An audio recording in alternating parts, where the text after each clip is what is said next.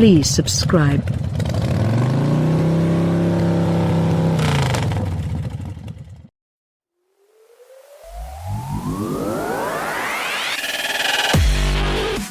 Blink and you may miss the all-new 2017 Audi A5 Sportback. While it's a totally new design, it stays true to its predecessor with a bent on style and sophistication, much like its target market. Audi says buyers of the A5 Sportback are predominantly male, in a relationship, earning over $200,000 per year. So it makes sense the A5 Sportback range offers a premium bent loaded with modern technology. And the best way to experience everything the A5 Sportback model has to offer is to head directly for the top. While the A5 Sportback range starts from $69,900 plus on-road costs, they have your cake and eat it too model, the S5 Sportback, tops the tree at $105,800 plus on-road costs. It's a huge departure in price and specification from the outgoing S5 Sportback, which was priced at $122,615 plus on-road costs. This new model is over $16,000 cheaper, but, Audi says, adds over $14,000 in added value. To top it all off, it's also lightning fast. As a comparison, it's now as quick in a straight line as the outgoing Audi S4 Avant, shooting from 0 to 100 km per hour in just 4.7 seconds, some 0.4 seconds quicker than the last S5 Sportback. That pace comes courtesy of the Ripper engine under the bonnet. Powered by a 3.0-liter turbocharged petrol V6, it pumps out 260 kilowatts of power and 500 Nm of torque, which is available from just 1,370 revolutions per minute. Unlike the rest of the Sportback range, which uses a 7-speed S-tronic gearbox, Audi's named for the dual-clutch gearbox, the S5 Sportback uses an 8-speed automatic gearbox with paddle shifters. The V6 engine is a work of art, with the twin-scroll turbocharger nestled within the engine's 90-degree V. The biggest advantage with doing this is to reduce the length of pipe required to transport exhaust gases, which increases throttle response. Torque vectoring is standard with the S5 Sportback's Quattro all-wheel drive system, which can apportion up to 85% of torque to the rear axle under certain conditions. An optional sport differential further increases the car's performance with the mechanical torque vectoring system at the rear. Audi made vast changes to the A5 platform suspension, with the development of a 5-link front and rear suspension setup designed to increase handling performance and improve ride.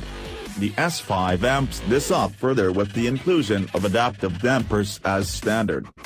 The adaptive damping tune has also been calibrated to offer a more noticeable difference between each of its modes. Tech lovers will be beside themselves with the new interior.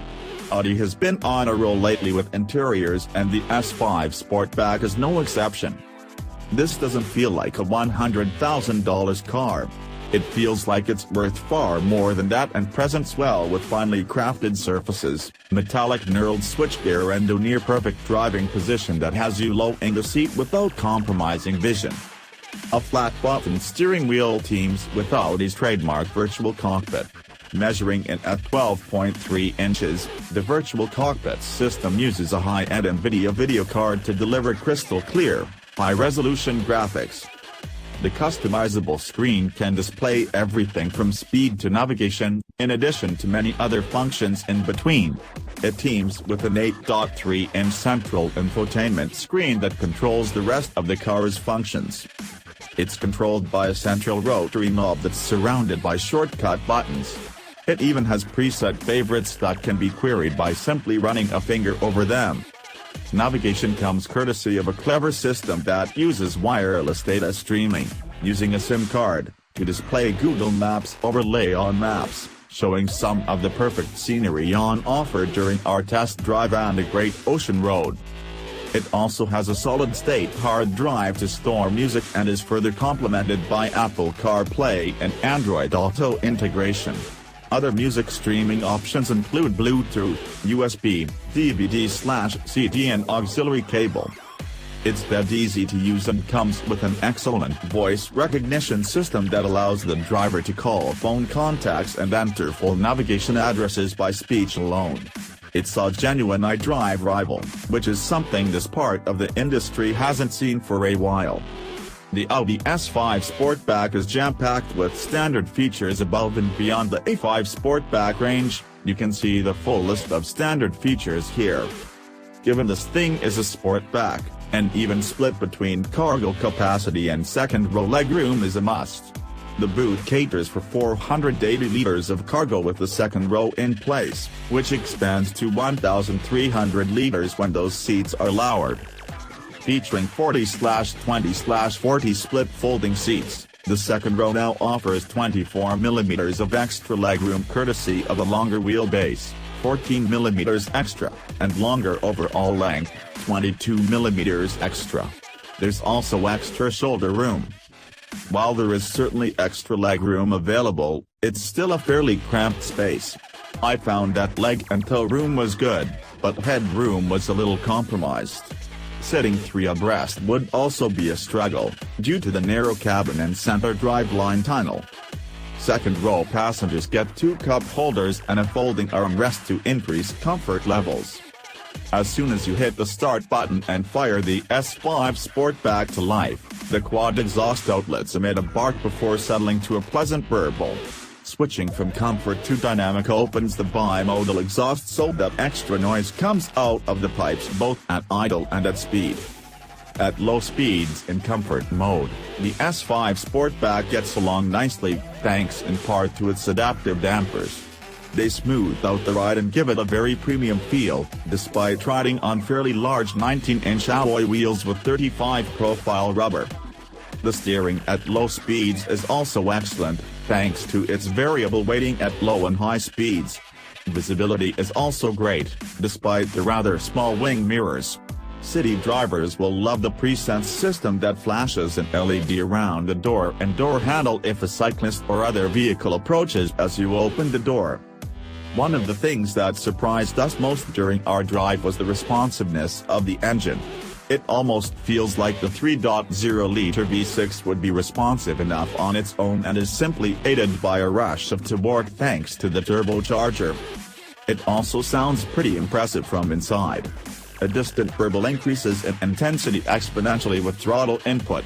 And, if you need an instant dose of both speed and sound, it's a simple tug of the gear lever to activate the gearbox's sport mode. The sport mode is where the S5 Sportback really frees up and begins to hustle. Get stuck into the throttle and the S5 Sportback is transformed into an RS3-esque ball tourer that takes on another life. In dynamic mode the steering becomes heavier and the ride firmer. This is the mode you want to be in, to really experience what the S5 Sportback has to offer.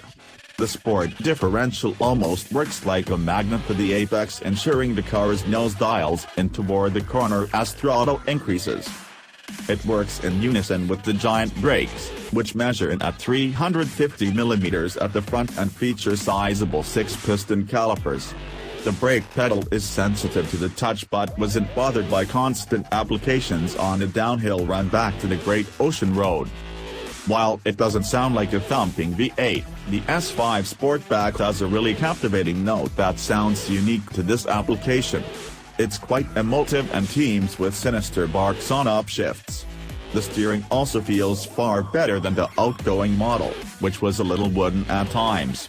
It's communicative and offers enough feedback to draw on the driving experience.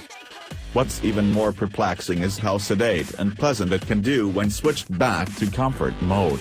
The non-dual clutch gearbox works a charm with the engine and doesn't feature the nasty side effects of a dual clutch gearbox like elasticity at low speeds.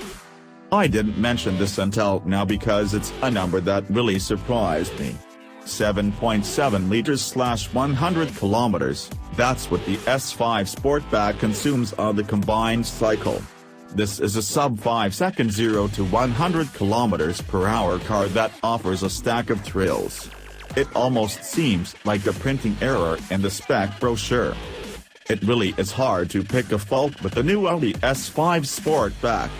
The only thing that really stands out is the lack of room in the second row, but it's a product of this design and it makes it a car that probably won't be targeted by customers using those rear seats often.